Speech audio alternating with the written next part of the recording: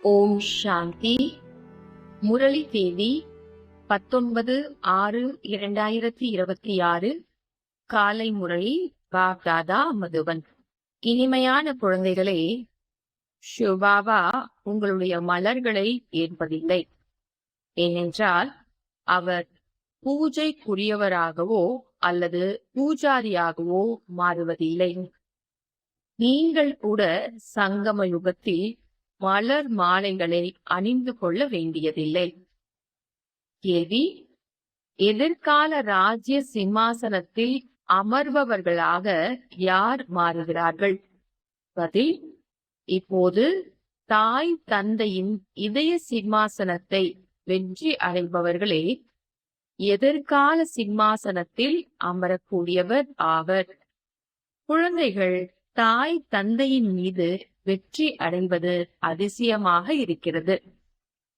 முயற்சி செய்து தாய் தந்தையை விட முன்னேறி செல்கிறார்கள். பாடல்: ஆகாய சிம்மாசனத்தை விட்டு. ஓம் சாந்தி. இனிமையிலும் இனிமையான செல்லமான குழந்தைகள், பாடலை கேட்டீர்கள். இந்த பாடலினால் சர்வ வியாபி என்ற ஞானம் போய்விடுகிறது. நினைக்கிறார்கள், இப்போது பாரதம் மிகவும் துக்கத்தில் இருக்கிறது. நாடகத்தின்படி இந்த பாடல்கள் அனைத்தும் உருவாக்கப்பட்டிருக்கிறது. உலகத்தினர் அறியவில்லை.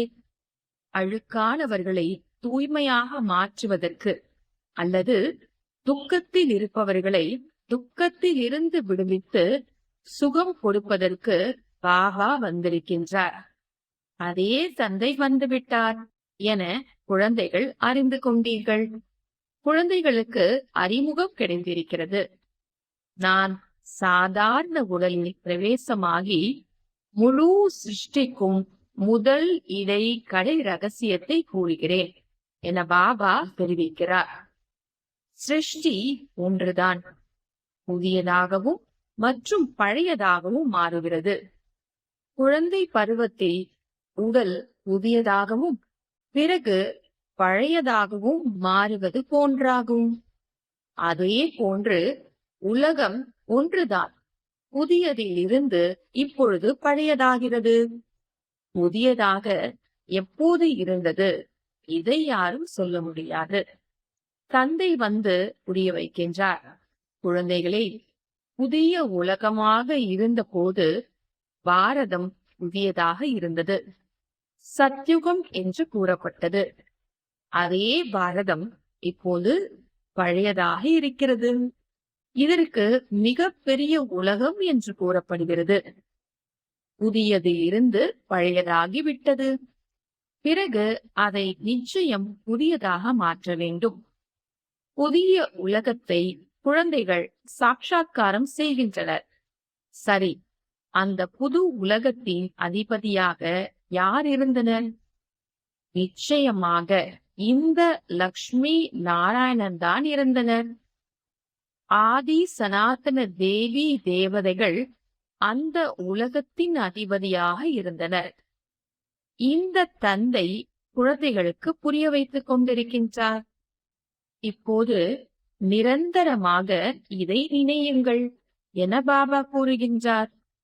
அப்பா பரந்தாமத்தில் இருந்து நம்மை படிக்க வைக்க வருகிறார். ராஜயோகத்தை கற்பிப்பதற்காக வருகின்றார். எல்லா புகழும் அவர் ஒருவருக்கே. அவருடைய புகழ் எதுவும் இல்லை. இச்சமயம் அனைவரும் கீழான புத்தி உடையவர்களாக இருக்கின்றனர். எதையும் புரிந்து கொள்ளவில்லை. ஆகவே நான் வருகின்றேன். எனவேதான் பாட்டு உருவாக்கப்பட்டிருக்கிறது. ஆகாய சிம்மாசனத்தில் இருந்து இறங்கி வாருங்கள் என. சர்வ வியாபி என்ற ஞானம் பறந்து போகிறது. ஒவ்வொருவருக்கும் தனக்கென்று நடிப்பிருக்கிறது. தேக உணர்வை விட்டு நீங்கள் ஆத்ம உணர்வடையுங்கள். மேலும் உடல் மூலமாக பாகத்தை நடியுங்கள் என அடிக்கடி கூறுகின்றார். போகும் போதும் வரும் போதும் இந்த பாபாவை, அதாவது பிரம்மா பாபாவை பார்க்கிறீர்கள். ஆனால் ஷிவ் பாபாவை நினைவு செய்யுங்கள்.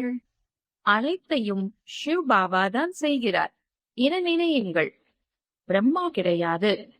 இவருடைய ரூபம் இந்த கண்களில் தெரிகிறது. உங்களுடைய புத்தி சிவபாபாவின் பக்கம் இருக்க வேண்டும். சிவபாபா இல்லை என்றால் இவருடைய ஆத்மாவிற்கு, இவருடைய உடலுக்கு எந்த வேலையும் இங்கு இல்லை. இவருக்குள் சிவபாபா இருக்கின்றார் என்று எப்போதும் புரிந்து கொள்ளுங்கள். அவர் இவர் மூலமாக படிக்க வைக்கின்றார். இவர் உங்களுடைய டீச்சர் கிடையாது. சுப்ரீம் டீச்சர் அவர் ஆவார். அவரை தான் நினைக்க வேண்டும். ஒருபோதும் உடலை நினைக்க கூடாது. உத்தியோகம் பாபாவுடன் இருக்க வேண்டும். மீண்டும் வந்து ஞான யோகத்தை கற்பீங்கள் என குழந்தைகள் நினைக்கிறார்கள். பரம்பிதா பரமாத்மாவை தவிர வேறு யாரும் ராஜயோகம் கற்றுத்தர முடியாது. அவரே அமர்ந்து கீதா ஞானத்தை கூறுகின்றார். பிறகு இந்த ஞானம் மறைந்து போகும் என்பது குழந்தைகளின் புத்தியில் இருக்கிறது. அங்கே அவசியமில்லை. ராஜ்யம் உருவாகி கொண்டிருக்கிறது. சத்கதி கிடைத்து விடுகிறது. கெட்ட நிலையிலிருந்து நல்ல நிலையை அடைவதற்காக ஞானம் கொடுக்கப்படுகிறது. மற்றபடி அவை அனைத்தும் பக்தி மார்க்கத்தின் விஷயங்கள் ஆகும். மனிதர்கள் ஜபம், தவம், தானம், புண்ணியம் போன்றவைகளை செய்கிறார்கள். அது அனைத்தும் பக்தி மார்க்கத்தின் விஷயங்களாகும். இதனால் யாரும் என்னை அடைய முடியாது. ஆத்மாவின் சிறகுகள் துண்டிக்கப்பட்டிருக்கிறது. கல் புத்தி ஆகிவிட்டனர். கல்லில் இருந்து மீண்டும் தங்கமாக மாற்ற நான் வரவேண்டி இருக்கிறது. இப்போது எத்தனை மனிதர்கள் இருக்கிறார்கள்? கடுகுகளை போன்று உலகம் நிறைந்திருக்கிறது. இப்போது அனைத்தும் அழிய போகிறது என பாபா கூறுகின்றார்.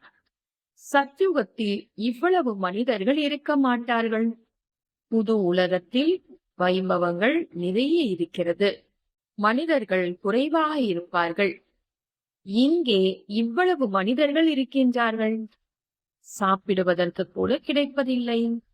பழைய தரிசு நிலமாக இருக்கிறது. பிறகு புதியதாக மாறும்.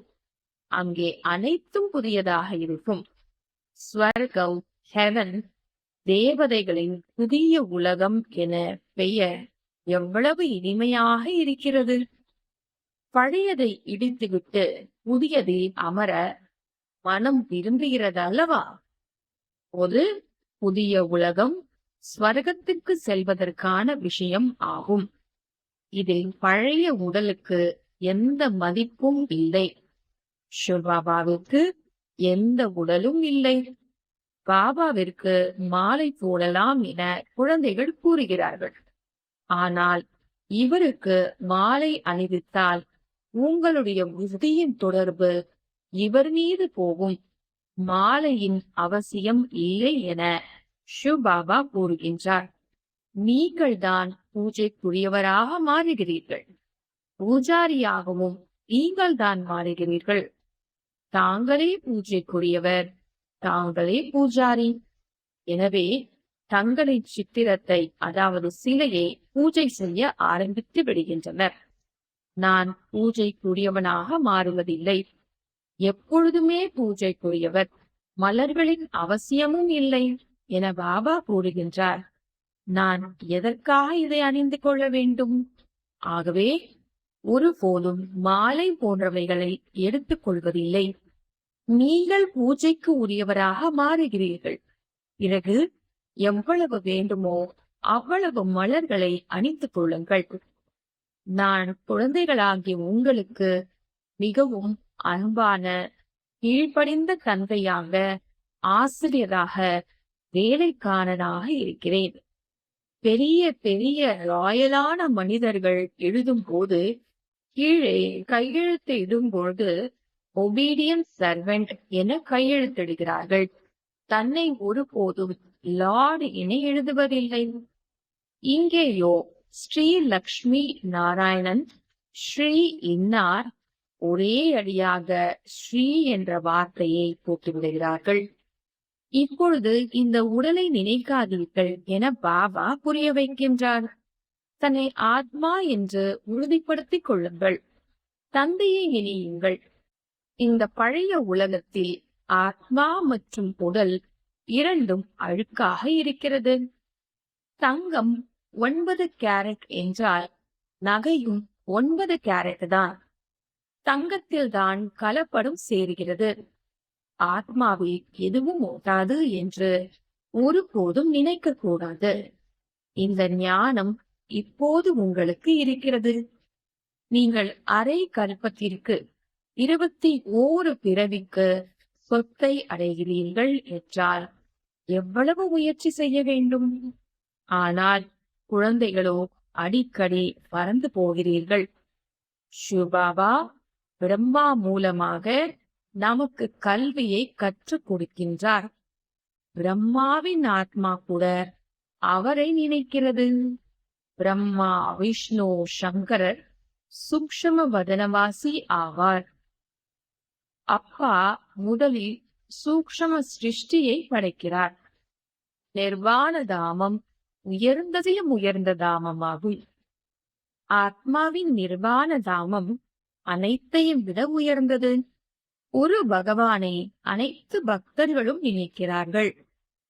ஆனால் அழுக்காக மாறிவிட்டதால் அப்பாவை மறந்து கல், முள் அனைத்தையும் பூஜை செய்து கொண்டிருக்கிறார்கள். என்னென்ன நடக்கிறதோ நாடகத்தில் பதிவாகிக் கொண்டிருக்கிறது என்பது மட்டும் நமக்கு தெரியும். நாடகத்தில் ஒரு முறை என்ன பதிவாகிவிட்டதோ, அதாவது ஒரு பறவை பறப்பது போன்று இடையில் பதிவாகிவிட்டால் அந்த நொடி வரும்போது அதே திரும்ப நடக்கும். பட்டம் பறப்பது போன்று பதிவாகிவிட்டால் அது மீண்டும் திரும்ப நடக்கும். இதுவும் நாடகத்தில் ஒவ்வொரு நொடியும் திரும்ப நடக்கிறது, பதிவாகிக் கொண்டே இருக்கிறது.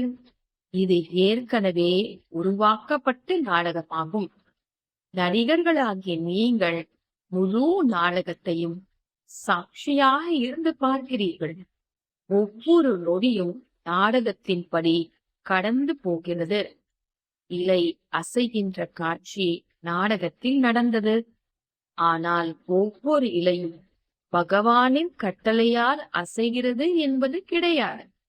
இல்லை, இது அனைத்தும் நாடகத்தில் நிச்சயிக்கப்பட்டிருக்கிறது. இதை நன்கு புரிந்து கொள்ள வேண்டும். தந்தைதான் வந்து ராஜயோகத்தை கற்பிக்கிறார்.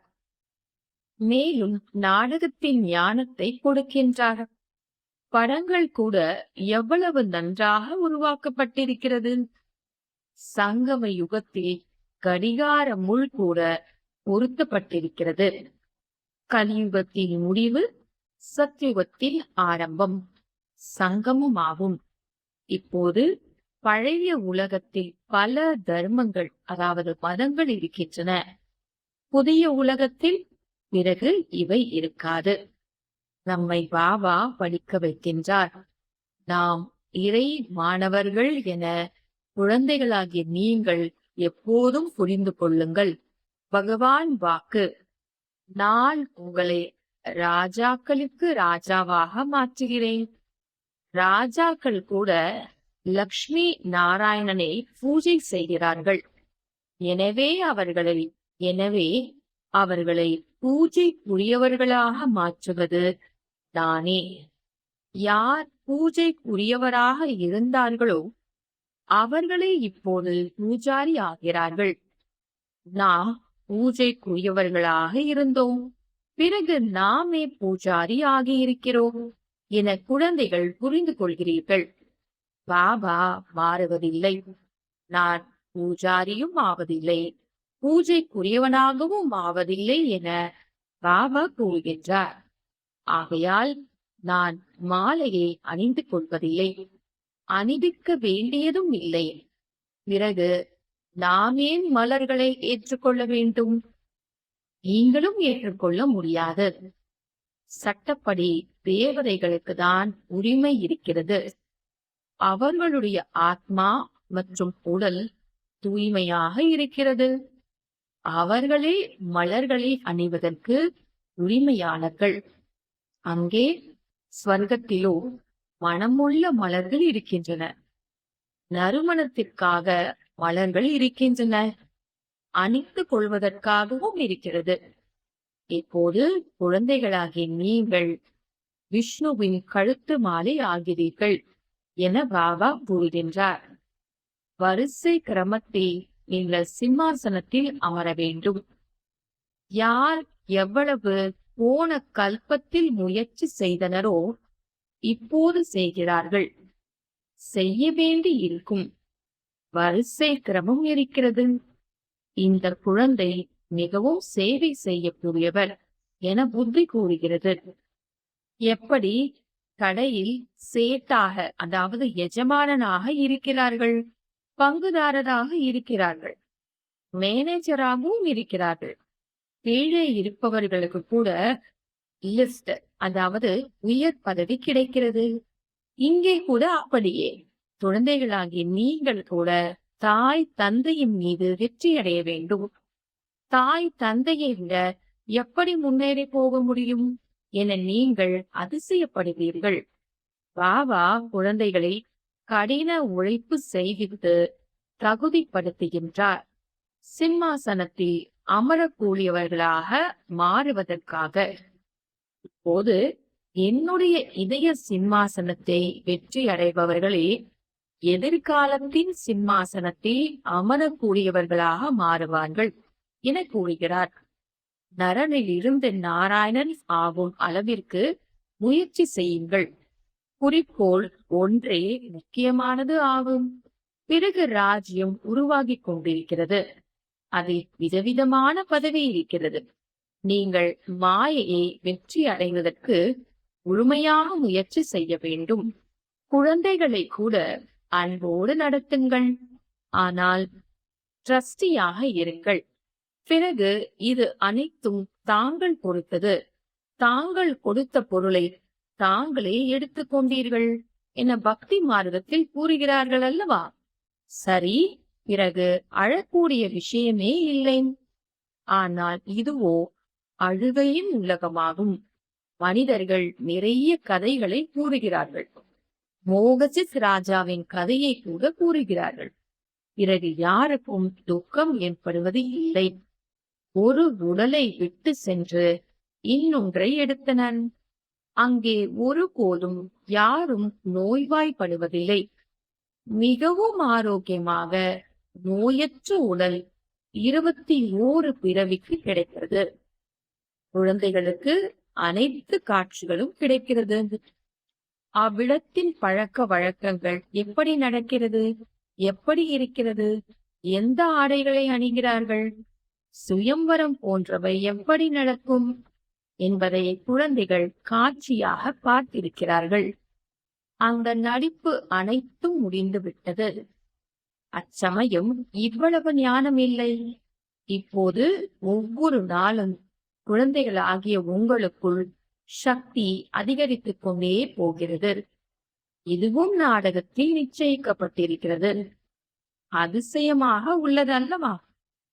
பரம்பிதா பரமாத்மாவிற்கு கூட எவ்வளவு நடிப்பு இருக்கிறது. பக்தி மார்க்கத்தில் கூட மேலே உட்கார்ந்து நான் எவ்வளவு வேலை செய்கின்றேன் என அவரே வந்து புரிய வைக்கின்றார். கீழே கல்பத்தில் ஒரு முறைதான் வருகிறேன். நிறைய பேர் நிராகாரரின் பூஜாரியாக இருக்கின்றார்கள். ஆனால் நிராகார் பரமாத்மா எப்படி வந்து படிக்க வைக்கின்றார்? இந்த விஷயங்களை மறைத்து விட்டார்கள். கீதையில் கூட கிருஷ்ணரின் பெயரை போட்டு விட்டார்கள். எனவே நிராகாரின் மீது அன்பு துண்டிக்கப்பட்டு விட்டது. இதே பரமாத்மா வந்து சகஜ யோகத்தை கற்பித்தார். மேலும் உலகத்தை மாற்றினார். உலகம் மாறிக்கொண்டு இருக்கிறது. யுகங்கள் சுற்றி கொண்டே இருக்கிறது. இந்த நாடகத்தின் சக்கரத்தை இப்போது நீங்கள் புரிந்து கொண்டீர்கள். மனிதர்கள் எதையும் புரிந்து கொள்ளவில்லை. சத்யுகத்தின் தேவி தேவதைகளை கூட அறியவில்லை. தேவதைகளின் அடையாளம் மட்டும் இருக்கிறது. நாம் சிவபாபாவின் உடையவர் என எப்போதும் புரிந்து கொள்ளுங்கள் என பாபா புரிய வைக்கின்றார். சிவபாபா நம்மை படிக்க வைக்கிறார். சிவபாபா இந்த பிரம்மா மூலமாக எப்போதும் பாடங்களை அளிக்கின்றார். சிவபாபாவின் நினைவில் மிகவும் ஆனந்தம் வந்து கொண்டே இருக்கும். இப்படிப்பட்ட இறை தந்தை யார்? அவர் ஆசிரியராகவும் டீச்சராகவும் சத்குருவாகவும் இருக்கின்றார். சில தந்தையர் குழந்தைகளை படிக்கவும் வைக்கின்றார்கள். நிச்சயமாக அவர்கள் கூறுவார்கள், இந்த தந்தை ஆசிரியராகவும் இருக்கிறார் என. ஆனால் அதே தந்தை குருவாக இருக்க முடியாது. ஆம், டீச்சராக முடியும். தந்தையை ஒருபோதும் குரு என கூற முடியாது. இவருடைய, அதாவது பிரம்மா பாபாவுடைய தந்தை டீச்சர் இருந்தார், படிக்கவும் வைத்தார். அவர் எல்லைக்கு உட்பட்ட தந்தை ஆசிரியர் ஆவார். இவர் எல்லைக்கு அப்பாற்பட்ட தந்தை ஆசிரியர் ஆவார். நீங்கள் தங்களை இறை மாணவர் என உணர்ந்தால் ஆஹா சௌபாக்கியம்! இறை தந்தை படிக்க வைக்கின்றார். எவ்வளவு தெளிவாக இருக்கிறது! எவ்வளவு இனிமையான பாபா! இனிமையான விஷயம் நினைவு செய்யப்படுகிறது. எப்படி மணவாளன் மணப்பெண்ணுக்கு அன்பு ஏற்படுகிறது? அவர்களிடம் விகாரத்திற்கான அன்பு கிடையாது. ஒருவர் ஒருவரை பார்த்து கொண்டே இருக்கிறார்கள். உங்களுடையது ஆத்மா பரமாத்மாவிற்கான தொடர்பாகும். பாபா எவ்வளவு ஞானத்தின் கடல், அன்பின் கடல் என ஆத்மா கூறுகிறது. இந்த அழுக்கான உலகம், அழுக்கான உடலில் வந்து நம்மை எவ்வளவு உயர்ந்தவராக மாற்றுகின்றார். மனிதனில் இருந்து தேவதையாவதற்கு எந்த சண்டையும் போடுவதில்லை என பாடப்பட்டிருக்கிறது. நொடியில் வைகுண்டத்திற்கு போகிறார்கள். நொடியில் மனிதனிலிருந்து தேவதையாகின்றார்கள். இதுவே குறிக்கோளாகும். இதற்காக படிப்பை படிக்க வேண்டும். குருநானக் கூட அழுக்கான அசுத்தமான துணிகளை துவைக்க வாருங்கள் என கூறியிருக்கிறார். லட்சியம் என்ற சோப் இருக்கிறதல்லவா? நான் எவ்வளவு நல்ல வண்ணானாக இருக்கின்றேன் என பாபா கூறுகின்றார். உங்களுடைய உடை, உங்களுடைய ஆத்மா மற்றும் உடலை எவ்வளவு தூய்மையாக மாற்றுகிறேன். எனவே இவரை, அதாவது தாதாவை ஒருபோதும் நினைக்க கூடாது. இந்த காரியம் முழுவதும் சிவபாபாவினுடையதாகும். அவரையே நினையுங்கள். இவரை விட இனிமையானவர், அதாவது பிரம்மாவை விட இனிமையானவர் அவர் ஆவார். சிவபாபா ஆவார். உங்களுக்கு இந்த கண்கள் மூலமாக பார்ப்பதற்கு இந்த பிரம்மாவின் ரதம் தெரிகிறது. ஆனால் நீங்கள் சிவபாபாவை நினையுங்கள் என ஆத்மாவிற்கு கூறுகின்றார். சிவபாபா இவர் மூலமாக உங்களை கூழாங்கல்லில் இருந்து வைரம் போன்று மாற்றிக்கொண்டு இருக்கின்றார். அல்லது இனிமையிலும் இனிமையான, காணாமல் போய் கண்டெடுக்கப்பட்ட செல்லமான குழந்தைகளுக்கு தாயும் தந்தையும் ஆகிய பாப் தாதாவின் அன்பு நினைவுகள் மற்றும் காலை வணக்கம். ஆன்மீக குழந்தைகளுக்கு ஆன்மீக தந்தையின் நமஸ்தே. ஆன்மீக தந்தைக்கு ஆன்மீக குழந்தைகளில் செய். தாரணைக்கான முக்கிய சாரம். முதலாவது, பாபாவின் இதயம் என்ற சிம்மாசனத்தை வெற்றி அடைய முயற்சி செய்யுங்கள். குடும்பத்தில் ட்ரஸ்டியாக இருந்து அன்போடு அனைவரையும் நடத்த வேண்டும். மோகத்தை வென்றவர் ஆக வேண்டும். இரண்டாவது, யோக பலத்தால் ஆத்மாவை சுத்தமாக ஆக்க வேண்டும். இந்த கண்களினால் அனைத்தையும் பார்த்து கொண்டிருந்தாலும் ஒரு தந்தையை நினைக்க வேண்டும். இங்கே மலர் மாலையை ஏற்றுக்கொள்ளாமல் மனமுள்ள மலராக வேண்டும். வரதானம்: பலனுக்கான ஆசையை தியாகம் செய்து நன்றாக முயற்சி செய்யக்கூடிய சிரேஷ்ட முயற்சியாளர் ஆகுவர். பலனுக்கான ஆசையை தியாகம் செய்து நன்றாக முயற்சி செய்யக்கூடிய சிரேஷ்ட முயற்சியாளர் ஆகுவர்.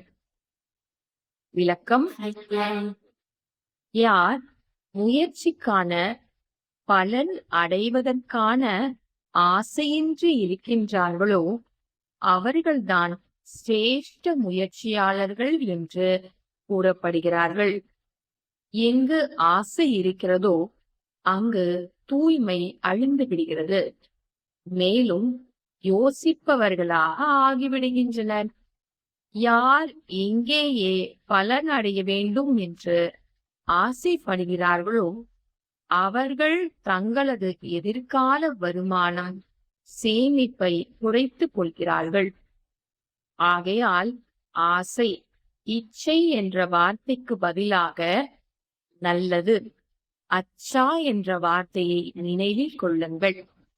சிரேஷ்ட முயற்சியாளர்கள் சதா கரையற்றவர்களாக ஆவதற்கான முயற்சி செய்பவர்.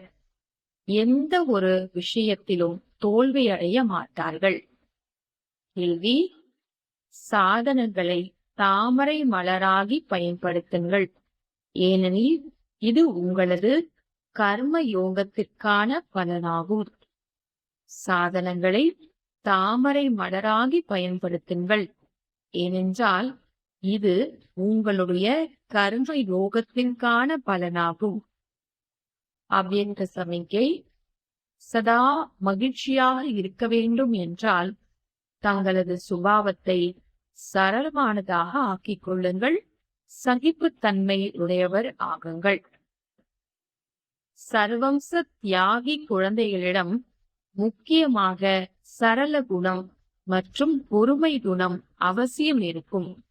இப்படிப்பட்ட குழந்தைகள் சுயம் மகிழ்ச்சியாக இருப்பார்கள் மற்றும் அனைவரையும் ஈர்த்து விடுவார்கள். அவர்கள் ஒருவருக்கொருவர் அன்பானவர்களாக ஆகிவிடுவார்கள். ஒருவேளை சரள குணம் இல்லையெனில் அன்பானவர்களாகவும் இருக்க முடியாது. சாக்காரத்திலும் பார்த்திருப்பீர்கள், எந்த அளவிற்கு ஞானம் நிறைந்தவராக இருந்தாரோ அந்த அளவிற்கு சரள சுபாவம் வயோதிகரிடம் வயோதிகராக, குழந்தைகளிடம் குழந்தையாக இருந்தார். ஓம் சாந்தி.